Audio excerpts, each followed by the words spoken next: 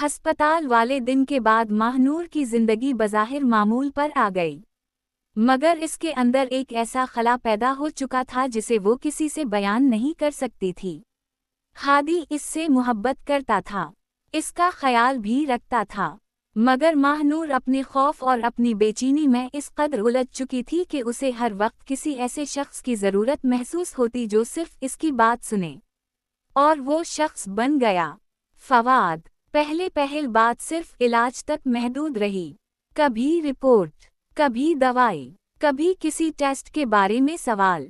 फवाद हर बार मुख्तसर और पेशा वराना अंदाज में जवाब देता, लेकिन आहिस्ता आहिस्ता ये सिलसिला बढ़ने लगा। अब अक्सर पहल माहनूर की तरफ से होती, सुबह एक पैगाम, दोपहर में दूसरा, रात को लंबी गुफ्तगू। हादी के सो जाने के बाद वो बालकनी में आ जाती और फवाद से बात करती। एक दिन उसने लिखा, आज बहुत घबराहट हो रही है। फवाद ने जवाब दिया, परेशान ना हूँ, सब ठीक हो जाएगा। माहनूर ने फौरन लिखा, आपसे बात करके अजीब सा सुकून मिलता है। फवाद चंद लम्हे खामोश रहा, फिर जवाब दिया, अगर मेरी बातों से आपका हौसला बढ़ता है तो मुझे खुशी है, मगर उम्मीद अल्लाह से रखिए। माहनूर ने बात वहीं ख़त्म ना होने दी। अब वो अपनी रोज़मर्रा की हर छोटी बड़ी बात भी उसे बताने लगी। इधर हया हर रात फवाद के फ़ोन का इंतज़ार करती। शुरू में वो घंटों बातें करते थे, मगर अब सूरत हाल बदलने लगी थी। अक्सर ऐसा होता कि फवाद पहले माहनूर से बात करता, इसकी परेशानी सुनता, इसे तसल्ली देता, वक्त का एहसास ही ना रहता। जब तक वो फारिग होता, रात काफ़ी गुजर चुकी होती। फिर वो हया को फ़ोन करता, मुआफ़ करना, आज देर हो गई। हया हमेशा की तरह मुस्कुरा कर कहती, कोई बात नहीं, आप थक जाते होंगे।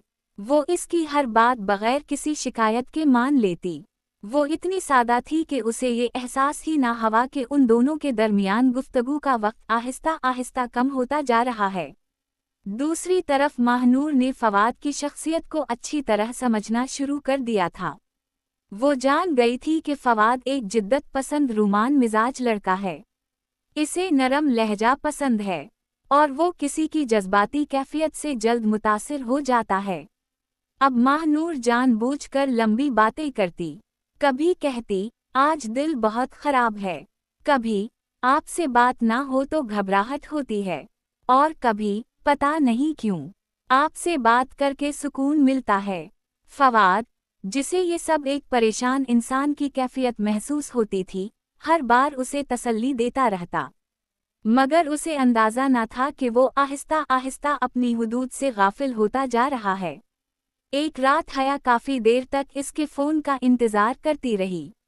घड़ी ने 12 बजाए, फिर 1, फिर 1:30। इधर फवाद अभी तक माहनूर से बात कर रहा था। वो उसे हिम्मत बंधा रहा था, और माहनूर बार बार नई बात छेड़ देती।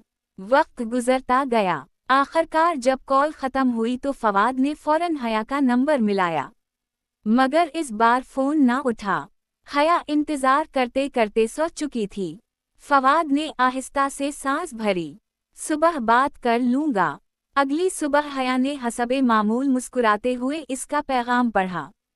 इसने सिर्फ इतना जवाब दिया, कोई बात नहीं, आप मसरूफ़ होंगे, अपना ख्याल रखिए। यही हया थी, सादा, बेलोस और भरोसा करने वाली। जबकि दूसरी तरफ माहनूर के दिल में एक और सोच जन्म ले चुकी थी।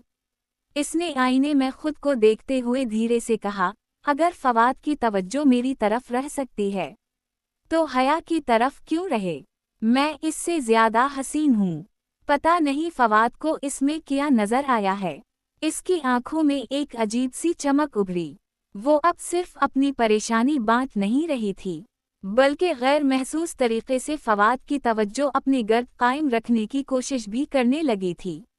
वो अपनी कमी की शिकस्त वरीख्त भलाने के लिए दूसरों का भी सब छीन लेना चाहती थी, और फवाद, इसे अभी तक एहसास भी न था कि इसकी मामूली सी बेहतियाती एक मजबूत रिश्ते की बुनियादों में खामोश दरार डालना शुरू कर चुकी है। आयशा नूर। वक्त के साथ फवाद और महानूर के दरमियान राब्ता ज़रूरत से कहीं ज़्यादा बढ़ गया। पहले दिन में एक आध बार बात होती थी, फिर हर घंटे बाद पैगाम आने लगा। अब ऐसा होने लगा कि फवाद का दिन महानूर के गुड मॉर्निंग पैगाम से शुरू होता और रात इसकी गुड नाइट कॉल पर ख़त्म होती। हादी को इस सब का कोई अंदाज़ा न था। वो अपने काम और घर की जिम्मेदारियों में मसरूफ़ रहता, जबकि महानूर खामोशी से एक दूसरी दुनिया बसा रही थी। इधर हया, वो हर रात पहले की तरह फवाद के फ़ोन का इंतज़ार करती, मगर अब इंतज़ार लंबा होता जा रहा था। वो पैगाम भेजती, सब खैरियत है, कभी जवाब कई घंटे बाद आता, कभी सिर्फ एक लफ्ज़ बिज़ी। हया खुद को यही समझाती, अस्पताल का काम बहुत होगा, मगर उसका दिल आहिस्ता आहिस्ता टूटने लगा था। महानूर अब फवाद की तबीयत, पसंद, नापसंद, मिजाज और कमज़ोरियों को अच्छी तरह समझ चुकी थी। वो जानती थी कि किस वक्त किस लहजे में बात करनी है, कब खामोश हो जाना है, कब अपनी बेबसी जाहिर करनी है और कब तारीफ करके सामने वाले को अहम महसूस करवाना है। फवाद को महसूस होने लगा कि महानूर उसे दूसरों से ज़्यादा समझती है। ये एहसास इसके फैसलों पर असर अंदाज होने लगा।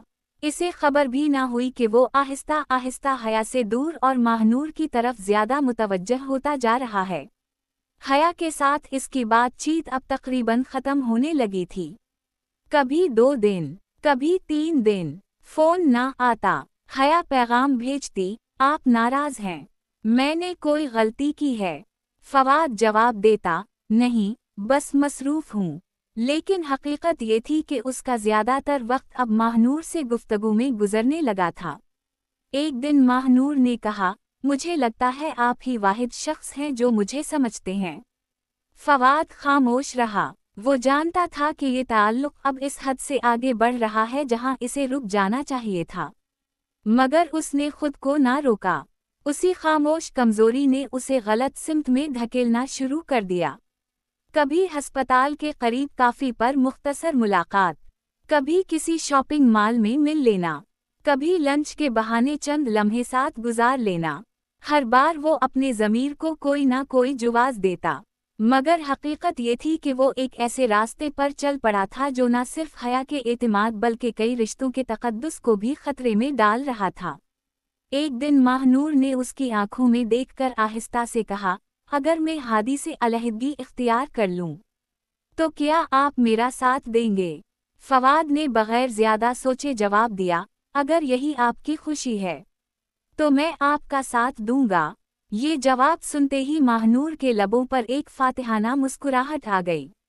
उसे महसूस हुआ कि फवाद अब इसकी बातों से गहरा मुतासिर हो चुका है, मगर इसे ये मालूम ना था कि धोखे पर खड़ी होने वाली हर इमारत एक ना एक दिन ज़रूर गिरती है, और इसकी पहली जद में आने वाला शख्स अक्सर वही होता है जो खुद को सबसे ज़्यादा महफूज समझ रहा होता है।